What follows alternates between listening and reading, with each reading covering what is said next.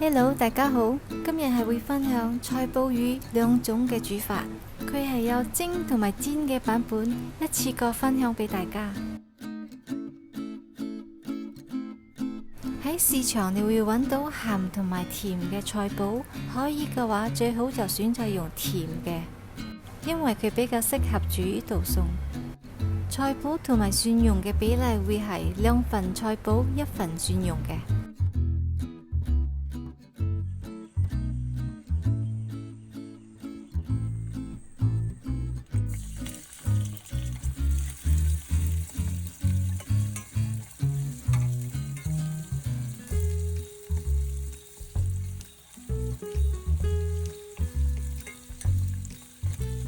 炒到啲菜脯已經變淺顏色，就可以將佢撈起。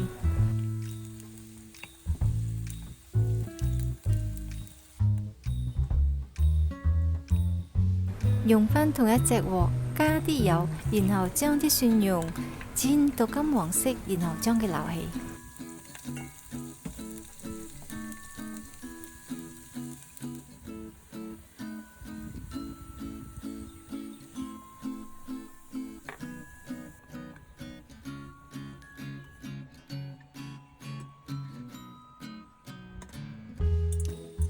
鍾意食辣嘅話，仲可以加3條指天椒，用剩返嘅油稍微咁樣炒下佢。呢碗係自製萬用蒸魚豉油，想知點整嘅話，可以撳上邊嘅鏈接。如果鍾意簡易版嘅話，就 follow 熒光幕嗰個版本啦。落蒸魚豉油之前，記得先熄火。用個鑊嘅餘溫整熱個豉油已經足夠，反而如果太熱嘅話，啲豉油好快就蒸發晒。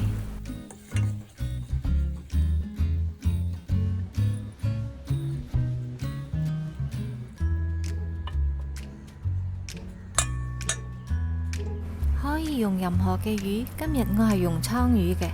硬鯧魚我係會攞嚟做蒸版，而黑鯧就攞嚟做煎版啦。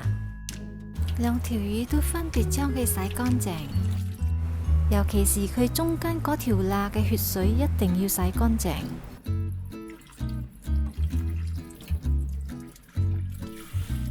咁嘅話，條魚食起身一定唔會腥。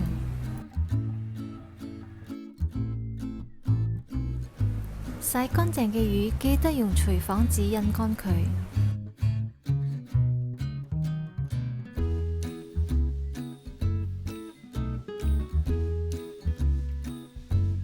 跟住就灑適量嘅鹽、胡椒粉同埋少少酒備用。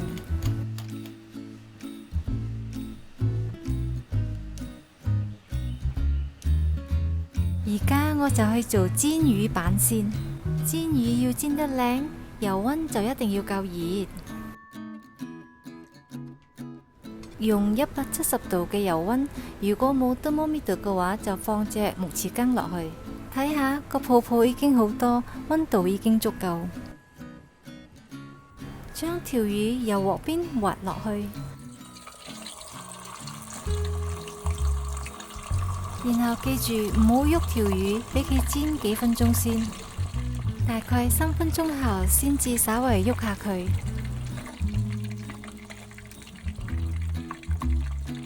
跟住先至慢慢反另外一邊繼續煎。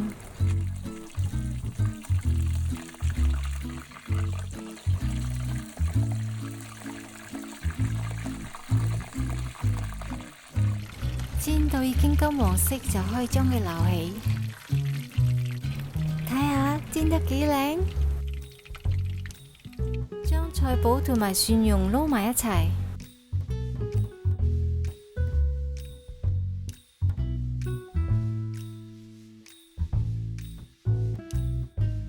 跟住就淋上豉油，放埋上去，煎版就完成。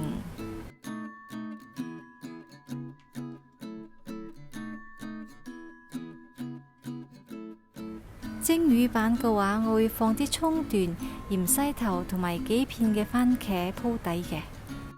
第一，佢哋晾高條魚，俾佢均勻受熱。第二，佢會令個湯汁更加鮮甜。放埋條魚上去，攝幾片嘅薑片，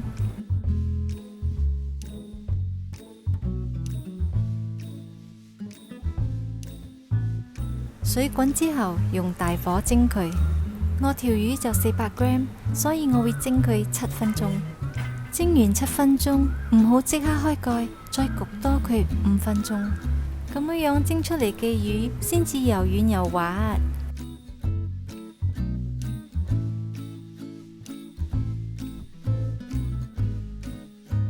跟返頭先嘅步驟，上菜脯同埋豉油，咁就完成啦。如果鍾意我今日嘅分享，就俾個 like 我，你嘅支持就是我的動力。我們下期再見，拜拜。